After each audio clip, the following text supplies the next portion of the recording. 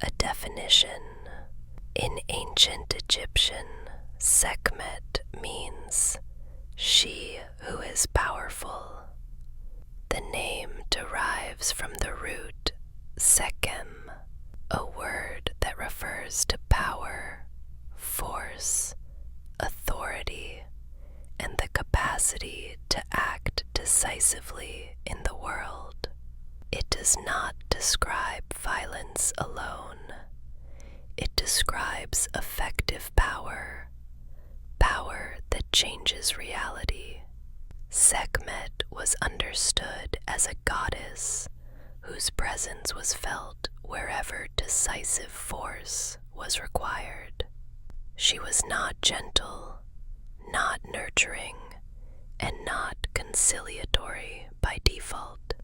She represented the raw, burning intensity through which balance was defended.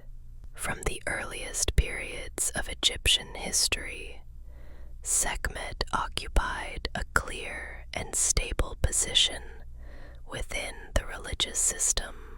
She was never marginal. She was never obscure. She was never decorative. She was a major divine force, respected and feared, invoked carefully and deliberately. Sekhmet was a lioness goddess. In Egyptian thought, the lioness symbolized dominance, vigilance, heat, and lethal precision. Unlike the male lion, who might symbolize kingship or solar majesty, the lioness was associated with the hunt, with swift execution, and with protection through aggression. Sekhmet embodied these qualities fully. She was primarily associated with war, plague, destruction, and divine punishment. But this description is incomplete without its necessary counterpart. Sekhmet was also associated with healing, medicine, and restoration. These roles were not contradictory. They were inseparable. To the ancient Egyptians, the power that inflicted disease was the same power that could remove it. The force that destroyed imbalance was the force that restored order. Sekhmet did not represent chaos. She represented controlled devastation in service of order, a concept deeply aligned with Maat, the Egyptian principle of cosmic balance, truth, and rightness. Sekhmet was not a goddess of random violence. She was a goddess of necessary violence. Her primary cosmic role was that of an enforcer. She acted when boundaries were crossed, when rebellion threatened the divine order, and when humanity failed to respect its place within the cosmic hierarchy. This role placed her in close association with the sun god Ra. Sekhmet was widely understood as the Eye of Ra, a manifestation of his will when correction, punishment, or annihilation was required. The Eye of Ra was not a single being. It was a function, a divine instrument that could take different forms depending on context. In Sekhmet's case, the Eye of Ra became incandescent, wrathful, and unstoppable. This did not make Sekhmet evil. Egyptian religion did not operate on a moral binary of good versus evil. Instead, it functioned on a principle of cosmic maintenance. Sekhmet existed because destruction was sometimes necessary for continuity. Her power was not abstract. It was embodied, immediate, and physical. Sekhmet was associated with heat, fire, the blazing sun, and the desert wind. These elements were not metaphorical. They were experienced realities in Egypt's environment. The sun that sustained life could also burn crops. The heat that ripened grain could also cause death. The desert protected Egypt from invasion, yet threatened survival. Sekhmet personified this duality. In terms of divine classification, Sekhmet can be described as a solar, protective, and destructive healing deity. She was not limited to a single domain. Her authority crossed boundaries. She protected the king. She defended the sun god. She punished enemies of cosmic order. She brought epidemics. She cured them. This complexity was not seen as a problem. It was seen as evidence of her completeness. Sekhmet was consistently depicted as female, but her power was not gendered in a nurturing sense. Her femininity was expressed through dominance, ferocity, and sovereignty. Egyptian goddesses were not restricted to maternal roles. Sekhmet, in particular, demonstrated that feminine divinity could be terrifying, absolute, and uncompromising. In temple inscriptions and ritual texts, Sekhmet was addressed with titles emphasizing her intensity and authority. She was called Mistress of Dread, the Great One, and Lady of Slaughter.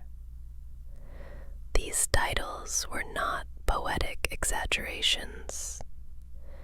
They were formal acknowledgments of her function. Despite this, she was not approached recklessly. Invoking Sekhmet required precision, respect, and restraint. Priests understood that her power was not to be summoned casually. Once invoked, Sekhmet acted thoroughly. Sekhmet's role within Egyptian cosmology also reflects the civilization's understanding of cause and consequence. Disorder did not go unanswered. Transgression invited response. In this sense, Sekhmet functioned as a cosmic immune system. When imbalance spread, she was the fever that burned it away. This interpretation helps explain her association with disease and epidemics. Illness was not always viewed as random misfortune. It could be interpreted as a manifestation of divine correction. At the same time, Sekhmet was one of the most important deities in medical contexts. Physicians in ancient Egypt were often priests of Sekhmet. Healing rituals frequently invoked her favor. To cure an illness, one had to appease the force that caused it. This again highlights a fundamental principle of Egyptian theology. The source of harm is also the source of healing.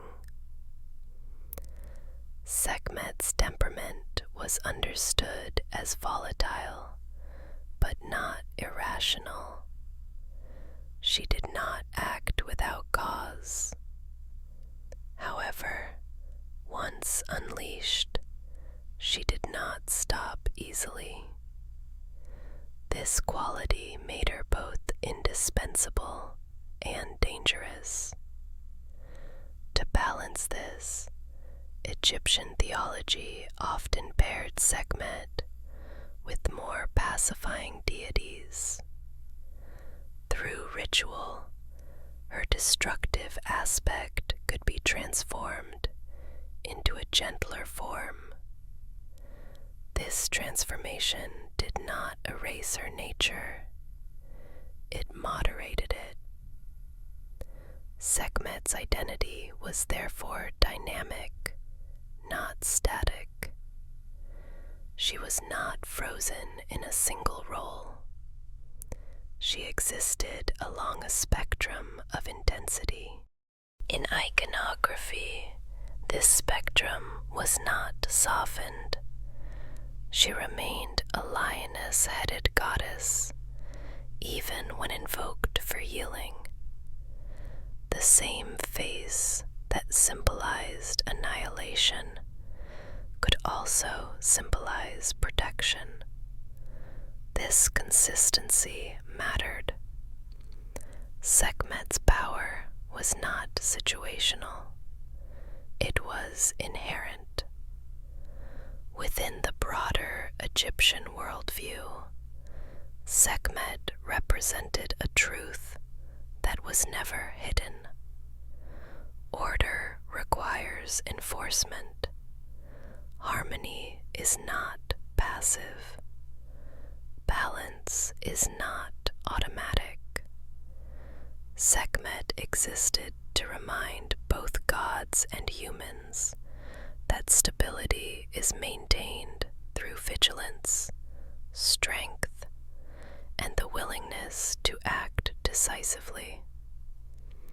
Her presence in the pantheon affirmed that creation was not fragile. It was defended. In later developments, Sekhmet's identity would expand, merge, and overlap with other goddesses. However, her core nature remained intact across centuries.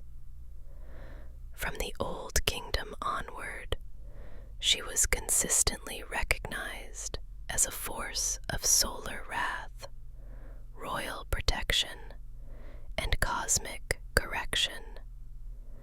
She did not evolve into something else. She accumulated layers. Sekhmet was never forgotten. She was never reduced. She was respected, feared, and necessary. This concludes the foundational orientation to Sekhmet, her name, her nature, and her essential place within Egyptian mythology. In the next section, we will examine how Sekhmet fits within the divine family, her relationships, her origins, and the network of gods through which her power was understood and contextualized. For now, allow this image to settle. A lioness, the sun, power held in perfect tension, and silence. In Egyptian mythology, no deity exists in isolation. Every god or goddess is defined not only by function, but by relationship.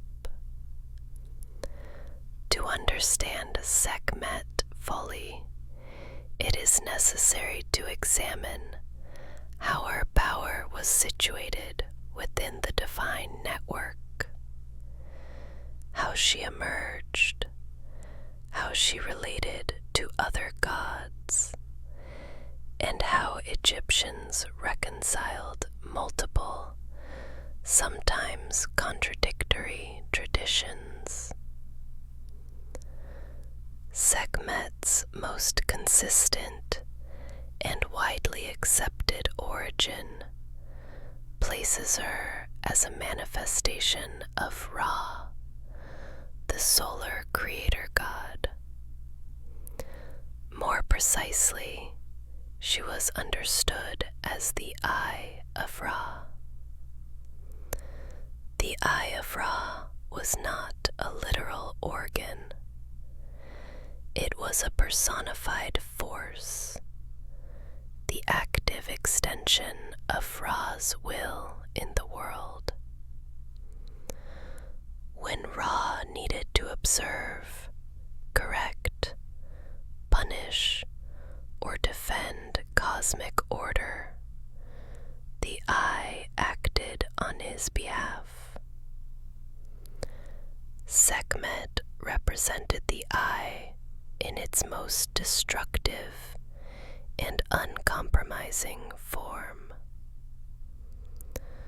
This relationship placed her in a unique position.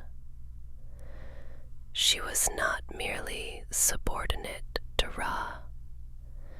She was an instrument of his sovereignty, empowered to act decisively and independently once unleashed. In mythological terms, this meant that Sekhmet did not initiate action for personal reasons. Her actions were reactions, responses to threats against Ma'at, the principle of order. In some traditions, Sekhmet is described as having been created by Ra. In others, she emerged from him, born of his fire, his light, or his wrath. These variations were not debated or corrected. They were accepted simultaneously. Egyptian theology did not demand a single, fixed genealogy. It allowed for contextual truth. Sekhmet was therefore both daughter and extension of Ra. This dual identity explains her authority. She did not speak for herself alone. She spoke with the voice of the sun.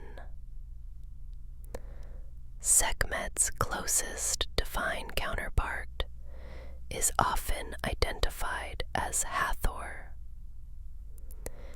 In many traditions, Sekhmet and Hathor are not separate beings, but different expressions of the same divine force. Hathor embodies joy, fertility, love, and harmony.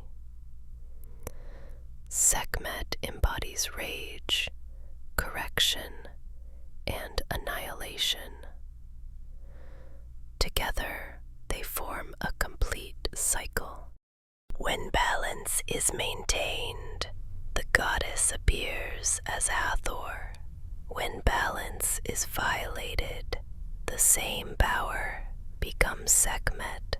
This relationship illustrates a key Egyptian principle. Divine forces are transformative, not fragmented. Rather than multiplying gods endlessly, Egyptian religion often reinterpreted existing ones according to circumstance. In later theological developments, Sekhmet is also closely associated with Bastet. Bastet represents a domesticated, protective, and benevolent form of feline divinity, where Sekhmet is the lioness of the battlefield and desert. Bastet is the cat of the household and temple. The relationship between Sekhmet and Bastet is not one of opposition. It is one of gradation. Bastet is often described as a softened, pacified form of Sekhmet. This does not imply weakness. It implies control. Together, Sekhmet and Bastet represent the full spectrum of protective force, from lethal aggression to gentle guardianship. This pairing allowed Egyptians to conceptualize danger and safety as part of the same continuum. Sekhmet's role within defined family structures varies by region and period. In Memphis, one of Egypt's most important religious centers, Sekhmet was incorporated into a powerful triad alongside Ptah and their son, Nefertum. In this context, Sekhmet became the consort of Ptah, the god of creation, craftsmanship, and divine speech. This pairing may seem paradoxical at first. Ptah creates through thought and word. Sekhmet destroys through force and heat. However, from an Egyptian perspective, creation and destruction are not opposites. They are complementary processes. What Ptah brings into being, Sekhmet protects, and, if necessary, purges. Within the Memphite theology, Sekhmet thus becomes a stabilizing force for creation itself. She ensures that what is created does not descend into chaos. Their son, Nefertum, associated with healing and rejuvenation, further reinforces this balance. Destruction, creation, and healing form a closed circuit. Sekhmet's presence within this triad emphasizes her controlled role within cosmic order. She is not a rogue force. She is integrated. In other regional traditions, Sekhmet appears without a fixed family structure. She stands alone, directly connected to the sun god, untethered by domestic relationships. This flexibility again reflects Egyptian theology's tolerance for variation. Gods were not locked into rigid genealogies. They adapted to local needs and theological priorities. Sekhmet's lack of a consistent maternal role is notable. Unlike many goddesses, she is rarely portrayed as a mother figure. Her identity is not defined by nurturing lineage. Instead, she is defined by function. She exists to act. This does not diminish her importance. It clarifies it. Sekhmet's relationships with other gods are often functional rather than emotional. She protects Horus as the embodiment of kingship. She defends Ra's solar bark. She annihilates enemies of the gods. She is not invoked for companionship. She is invoked for results. This functional integration reflects the Egyptian view of the divine as active forces rather than personalities in the modern sense. Gods interacted because their domains intersected, not because of narrative drama. Sekhmet's ability to merge with, transform into, or be identified as other goddesses also reflects Egypt's approach to theological continuity. Rather than discarding older deities, Egyptians absorbed and reinterpreted them. Sekhmet did not lose her identity when associated with Hathor or Bastet. She expanded. Her core nature, power, heat, correction, remained unchanged. What changed was context. This made Sekhmet exceptionally durable across time. As dynasties rose and fell, as political centers shifted, Sekhmet's relationships adapted without erasing her essence. She could be Ra's weapon, Ptah's consort, Bastet's fierce origin, Hathor's shadow. All of these were true at once. This multiplicity was not confusion. It was theological sophistication. By understanding Sekhmet through her relationships, we see her not as an isolated goddess of violence, but as a node within a living system, a force that connects creation, destruction, protection, and healing into a single continuum.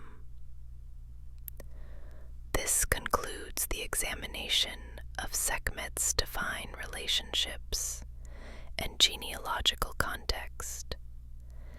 In the next section, we will move from structure to function, examining Sekhmet's roles in myth, symbolism, and cosmic logic, and how these roles were understood by the people who worshipped her.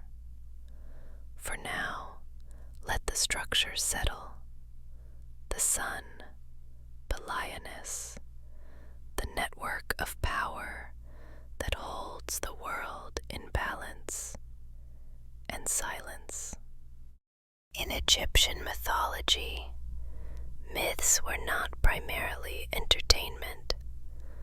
They were models, explanations of how the world functioned, and why balance required constant maintenance. Sekhmet's myths do not describe adventures. They describe mechanisms. Through Sekhmet, the Egyptians explored how excess, rebellion, and disorder were corrected within the cosmic system. The most important myth associated with Sekhmet concerns her role as the agent of divine retribution, sent by Ra to punish humanity when it threatened the order of creation. In this mythic framework, humanity rebels not merely against a god, but against Mat, the structure that sustains existence. Ra responds not with persuasion, but with enforcement. Sekhmet is released. The myth does not focus on emotional conflict. It focuses on process. Once activated, Sekhmet acts with absolute efficiency. She does not negotiate. She does not discriminate beyond the parameters of her task.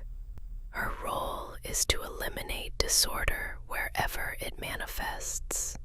The myth emphasizes that Sekhmet's power, once unleashed, does not automatically shut down.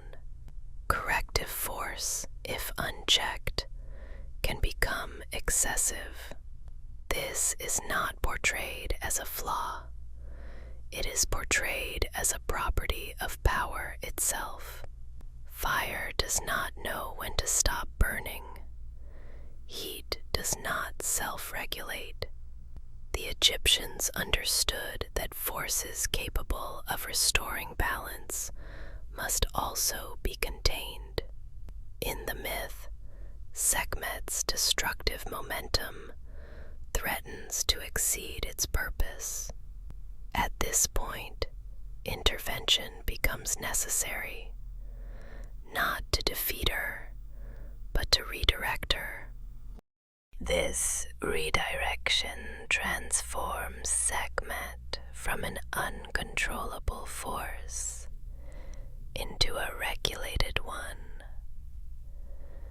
The meaning of this myth is not moral. It is systemic. Unchecked force destabilizes order just as much as unchecked chaos. Sekhmet thus represents both the necessity of punishment and the danger of excess. This myth explains why Sekhmet was approached with such care in ritual contexts. She was respected precisely because her power was not trivial. Beyond this central myth, Sekhmet appears repeatedly in symbolic roles rather than extended narratives. She is invoked as the defender of the solar bark, protecting the sun god during his nightly journey through the underworld.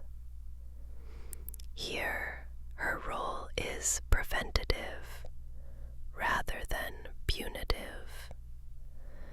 She destroys threats before they destabilize the cycle of day and night.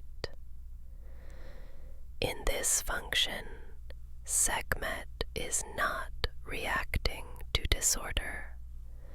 She is anticipating it. This places her in a guardian role, not passive, but aggressive.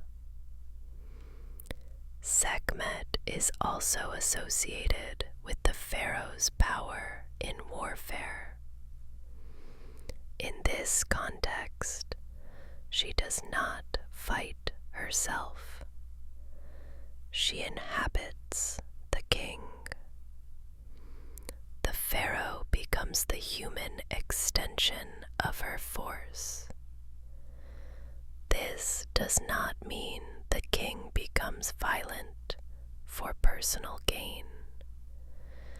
It means his military action is framed as cosmic enforcement. Victory is not conquest. It is restoration. Defeat is not humiliation. It is correction. Through Sekhmet, war is transformed from chaos into ritualized necessity.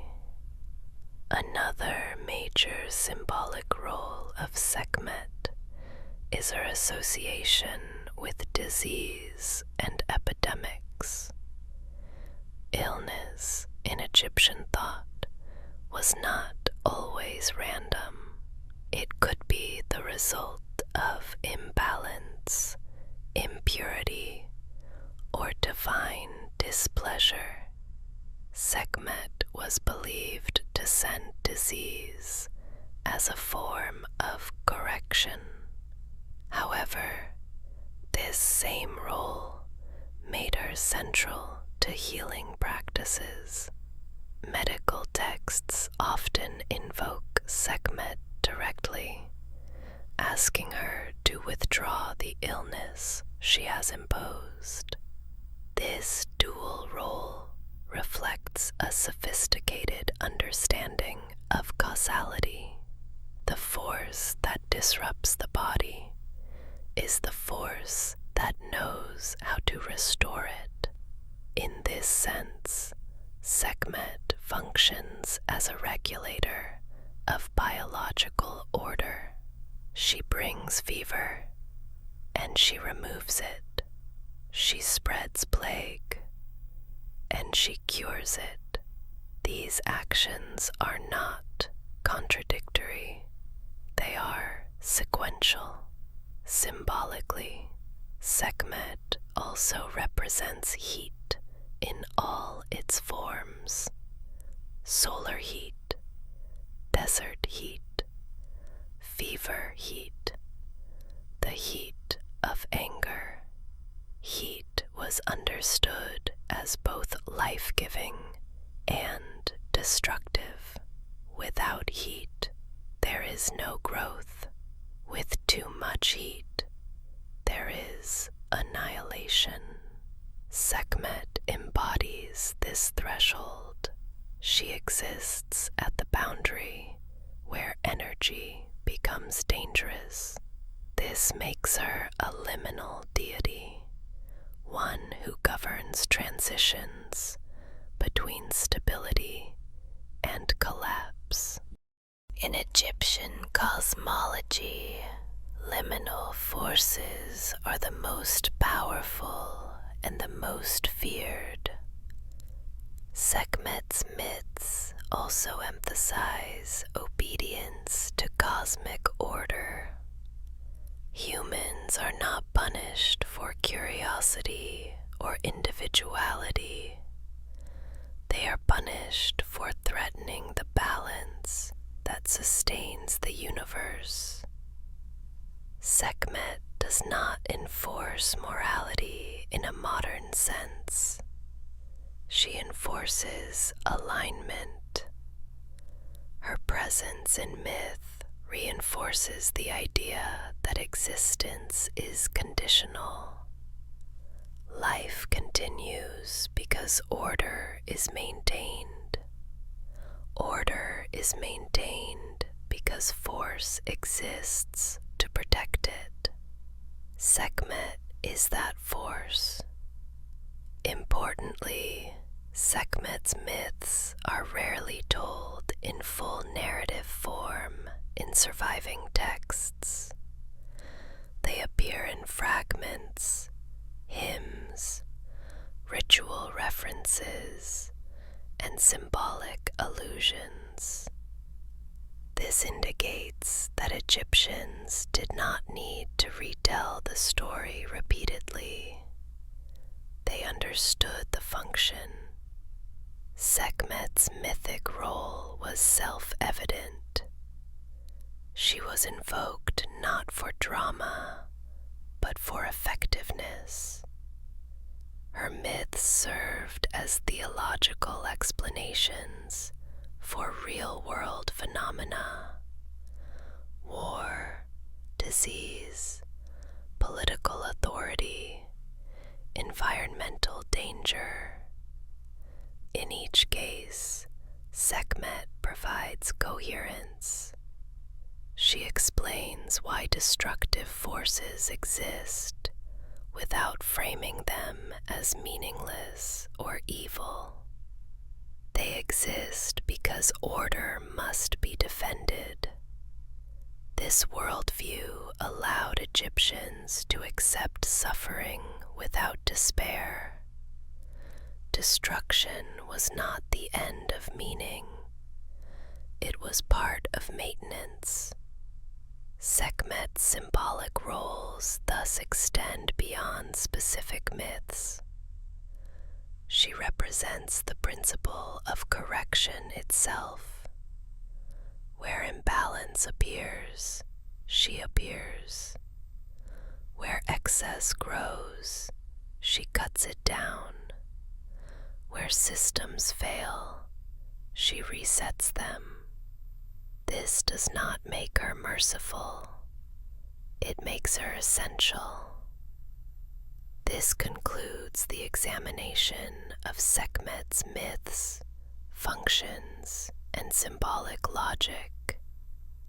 In the next section, we will turn from mythic abstraction to historical reality, examining how Sekhmet was worshipped, feared, and negotiated with by real people over thousands of years.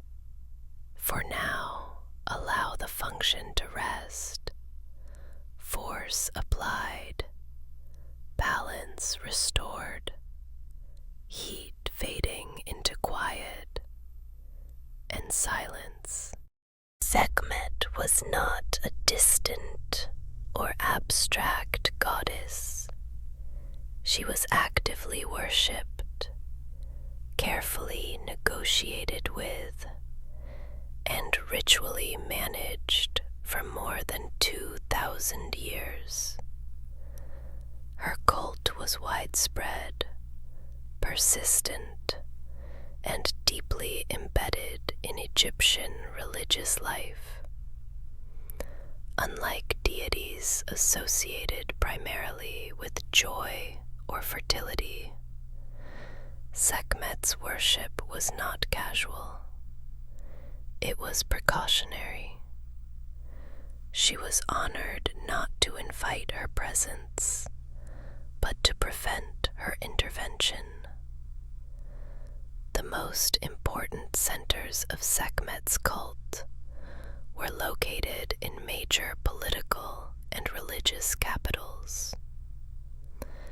This reflects her role as a guardian of the state and protector of divine order. One of her primary cult centers was Memphis, where she was integrated into the Memphite theological system alongside Ptah. In Memphis, Sekhmet was worshipped as the consort of Ptah and as a stabilizing force for creation itself. Her presence balanced Ptah's creative authority. Where Ptah brought the world into being through thought and word, Sekhmet ensured that this creation was defended against collapse. Temples dedicated to Sekhmet were often part of larger temple complexes, not isolated structures. This spatial integration reflects her function. She was not worshipped separately from the system she protected. Sekhmet was also strongly associated with Thebes, particularly during the New Kingdom. Here, her cult expanded significantly, especially under royal patronage. Pharaohs invoked Sekhmet as a protector of kingship, a divine force that stood behind military power and political authority. Royal inscriptions often describe the king as beloved of Sekhmet or protected by our fiery breath. These phrases were not poetic embellishments. They were theological claims. To be protected by Sekhmet was to rule with divine sanction. Sekhmet's cult was closely tied to the priesthood, particularly those involved in medicine and ritual purification. Many ancient Egyptian physicians were also priests of Sekhmet. This dual role reflects her association with both illness and healing. Medical papyri frequently invoke Sekhmet directly. Cures were not framed solely as physical interventions, but as acts of divine appeasement. To heal a patient, the priest-physician sought to calm Sekhmet's anger and restore balance. This approach did not reject practical medicine. It integrated it into a cosmic framework. Sekhmet was believed to send disease through her messengers, sometimes described as invisible agents or demons. These entities were not evil in themselves. They were extensions of her corrective power. Rituals aimed at healing often involved spoken formulas, offerings, and protective amulets designed to neutralize these forces. One of the most distinctive aspects of Sekhmet's worship was the emphasis on appeasement. Unlike gods who were petitioned for favors, Sekhmet was honored to prevent catastrophe. Rituals focused on calming, soothing, and restraining her power. Offerings of food, drink, incense, and symbolic objects were made to ensure her satisfaction. In particular, beer and wine played an important role in rituals associated with Sekhmet. These substances symbolized pacification and control. They were not indulgent offerings. They were tools. Annual festivals were held to mark moments when Sekhmet's destructive force was believed to be especially active. These festivals functioned as ritual resets, ensuring that her power remained aligned with cosmic order. One of the most remarkable historical developments in Sekhmet's cult occurred during the reign of Amenhotep III. During his reign, an extraordinary number of statues of Sekhmet were commissioned, hundreds, possibly over 1,000.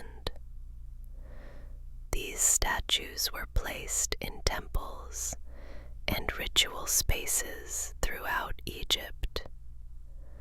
Scholars believe this mass production was linked to large-scale rituals intended to protect the king and the land from disease, misfortune, or divine wrath.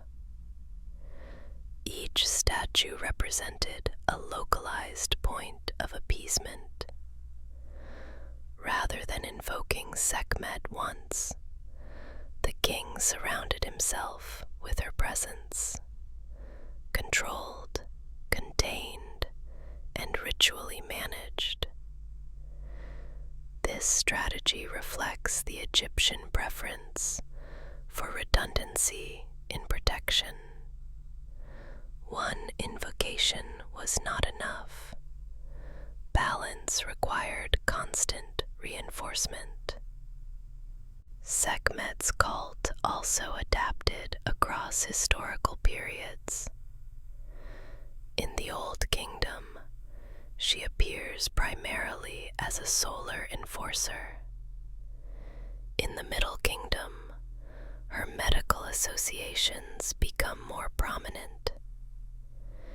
In the New Kingdom, her role as royal protector expands dramatically. In later periods, her identity increasingly overlaps with other feline goddesses, particularly Bastet. this did not eliminate her cult.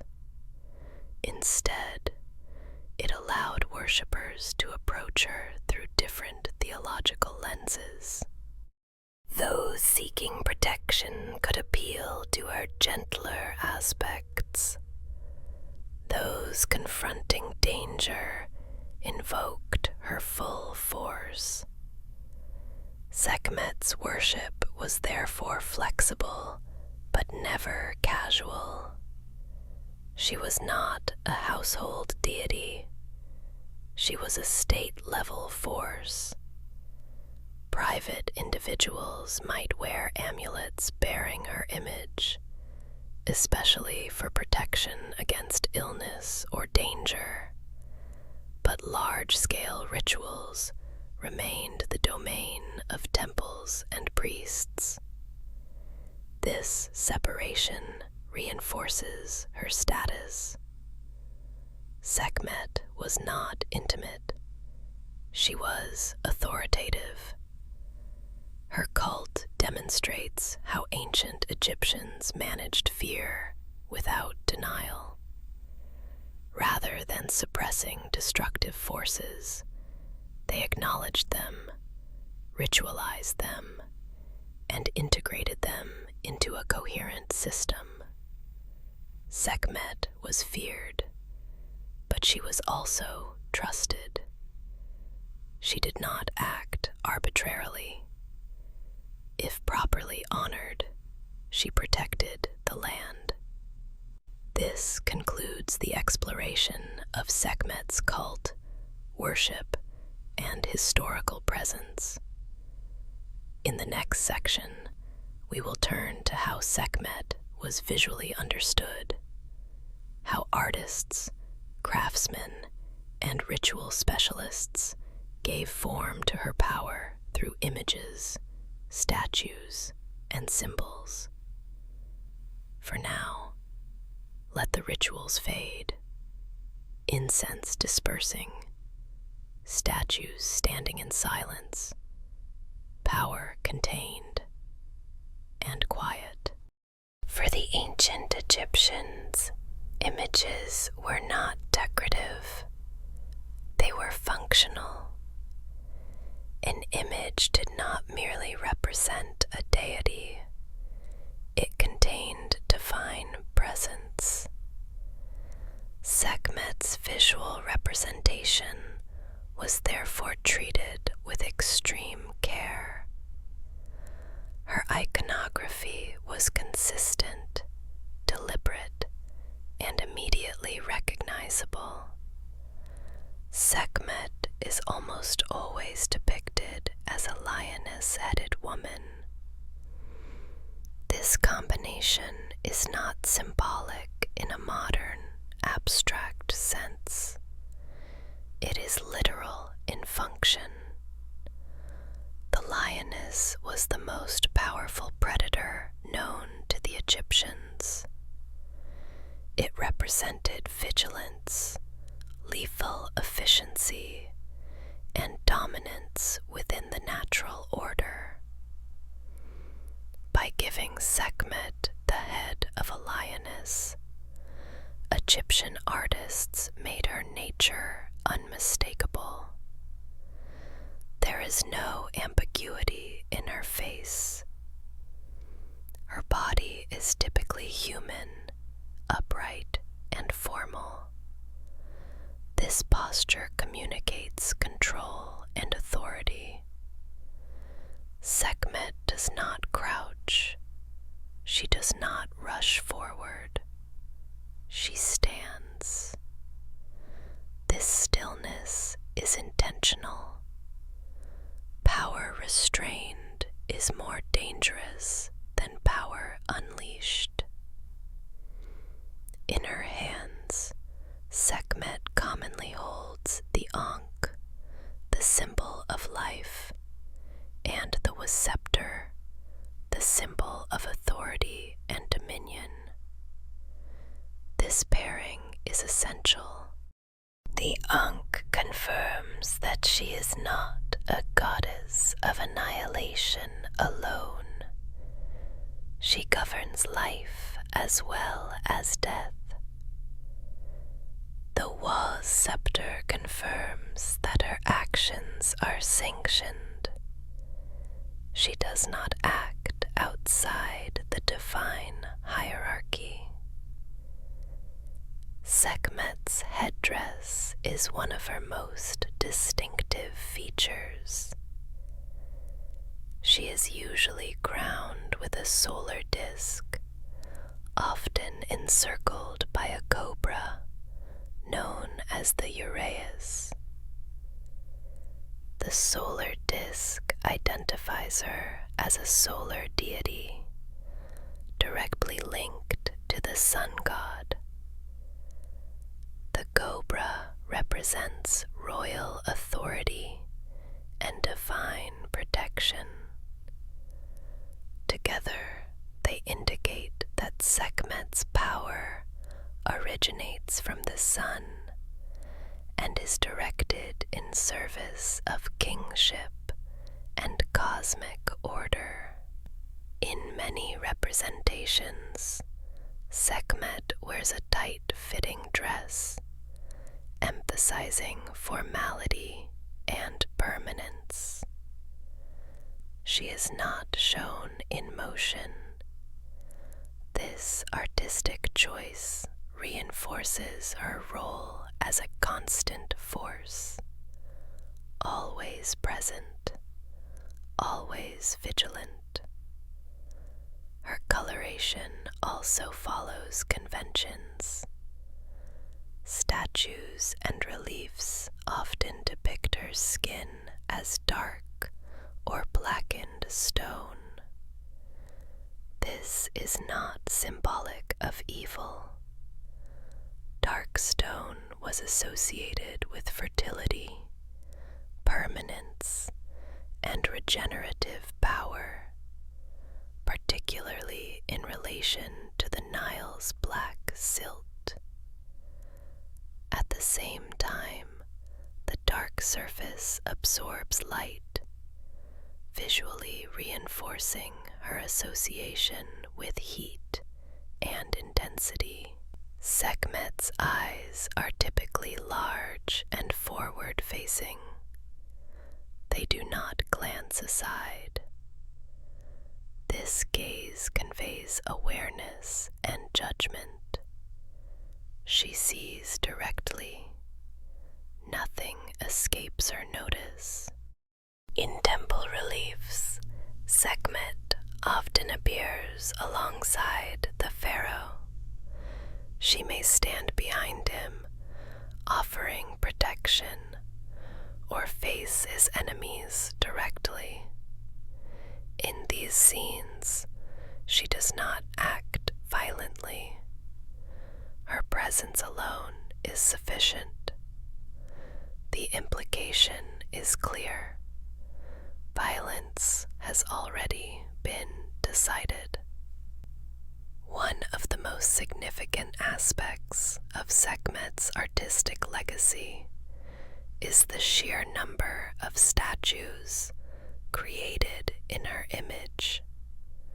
Hundreds of statues of Sekhmet survive, particularly from the New Kingdom period. Many are nearly identical in pose and scale. This repetition is not artistic laziness. It is ritual logic. Each statue functioned as a ritual anchor, a localized point where Sekhmet's power could be acknowledged, contained, and appeased. Uniformity ensured consistency. Variation would introduce uncertainty. These statues were often carved from hard stone, such as granite or diorite. These materials were chosen for durability and symbolic permanence. Sekhmet was not meant to decay. In temple complexes, rows of Sekhmet statues created a visual rhythm, lioness after lioness, identical, unyielding. This repetition reinforced her omnipresence. Wherever one stood, Sekhmet was watching. Sekhmet also appears frequently on amulets, especially during periods of heightened anxiety, such as epidemics or political instability. These amulets were worn for protection, not invocation. The wearer sought to remain unseen by her destructive aspect while benefiting from her guardianship. On papyri, Sekhmet is often referenced in texts dealing with medicine, magic, and protection. Here, her image may be accompanied by spells intended to restrain her power or redirect it. The combination of image and word was essential. The image embodied the force. The text controlled it. In reliefs and paintings, Sekhmet's form remains remarkably stable across centuries. This stability is significant. It indicates that her role did not change in essence, even as theology evolved.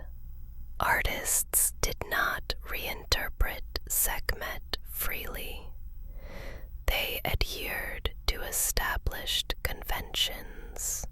To alter her image would be to alter her function. In later periods, especially under Greek and Roman influence, Sekhmet's iconography occasionally merges with that of other goddesses. However, the lioness head remains. It is never abandoned. This persistence confirms that her identity was inseparable from her animal form. The lioness was not an attribute. It was the core. Sekhmet's artistic presence extended beyond temples into the conceptual imagination of Egypt. Her image was a reminder, a warning, a safeguard, a boundary. She was not meant to comfort the eye. She was meant to stabilize the world. This concludes the examination of Sekhmet's iconography, artistic conventions, and material legacy. In the final section, we will step beyond ancient Egypt itself, tracing how Sekhmet's identity evolved through syncretism, survival, and modern rediscovery, and why her presence continues to resonate today. For now, allow the stone to remain still. Lioness carved in granite, sun disk fixed in silence, power unmoving and quiet. Sekhmet did not disappear when ancient Egypt changed. She adapted, transformed, and persisted. Her legacy is not confined to temples and statues. It extends into later religions, philosophical systems, and modern interpretations of ancient power. As Egyptian theology evolved, Sekhmet increasingly became part of syncretic identities.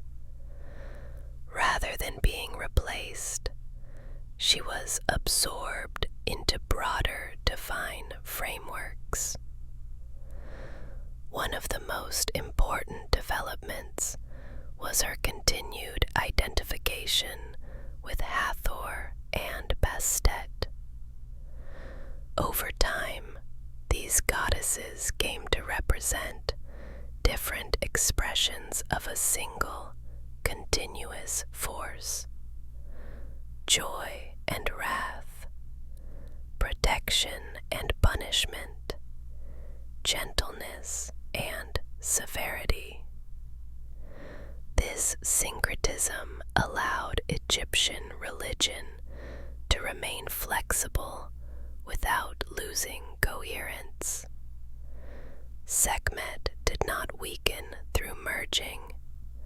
Her presence ensured that the system retained its corrective capacity.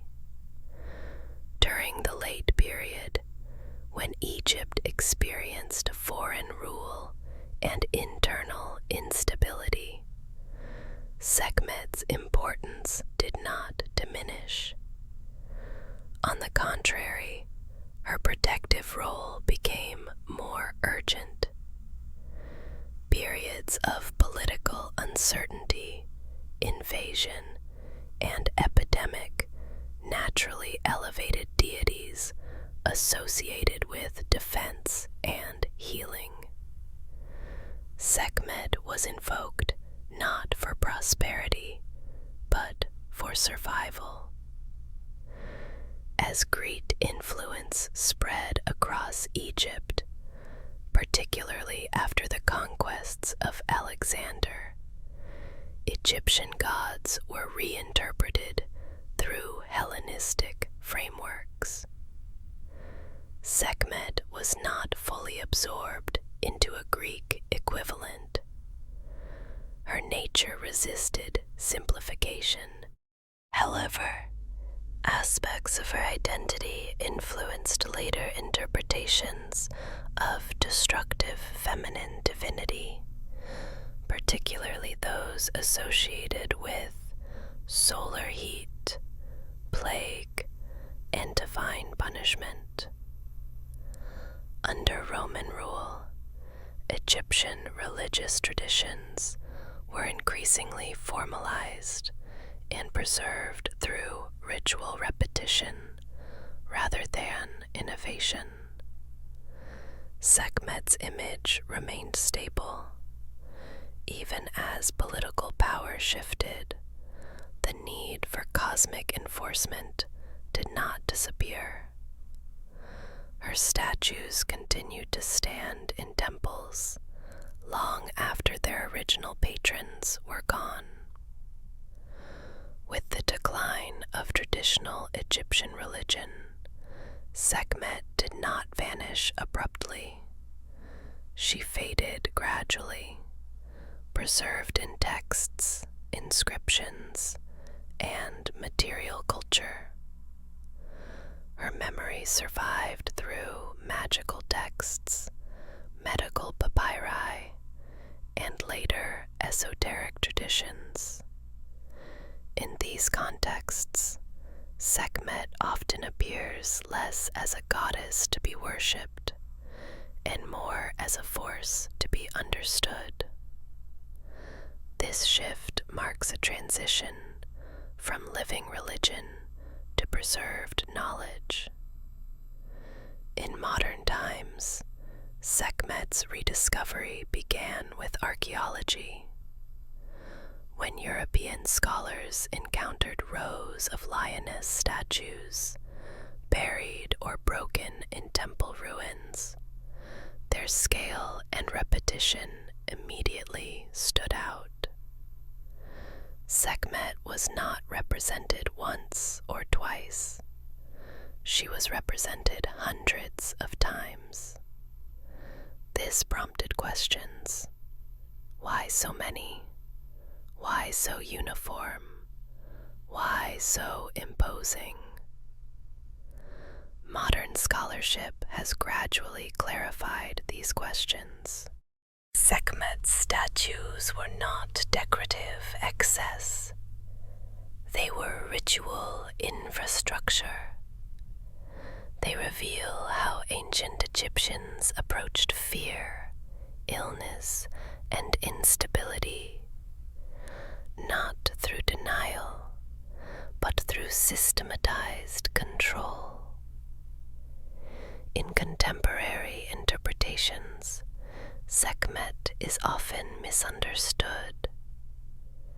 She is sometimes portrayed as a goddess of rage alone, stripped of her healing and regulatory functions.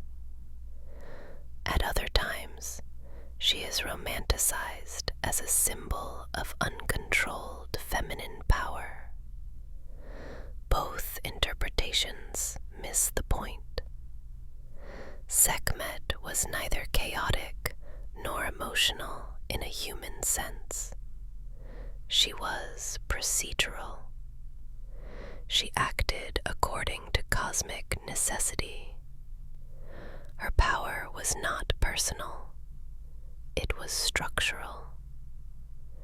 Understanding Sekhmet requires abandoning modern moral categories. She was not cruel. She was not kind. She was effective. This perspective is essential when approaching Egyptian mythology as a whole. The gods were not characters in stories. They were forces within a system. Sekhmet's enduring presence in modern thought reflects a continuing fascination with this worldview.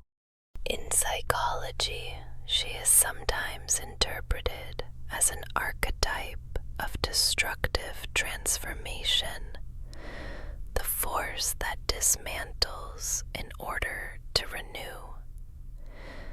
In popular culture, echoes of her appear in depictions of lioness figures, solar goddesses, and divine enforcers. Even when her name is forgotten, her function persists. Sekhmet also serves as a reminder that ancient Egyptian religion was not naive or simplistic. It recognized that stability requires force, that health and illness are linked, that order must be defended continuously. These ideas remain relevant. Sekhmet's legacy is therefore not one of fear, but of clarity.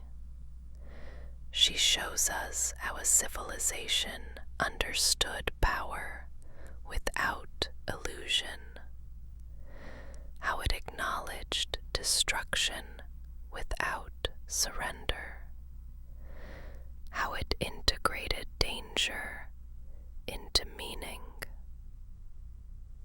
This concludes the exploration of Sekhmet, her identity, relationships, functions, worship, representation, and legacy. There is no final moral. There is only balance. Heat rises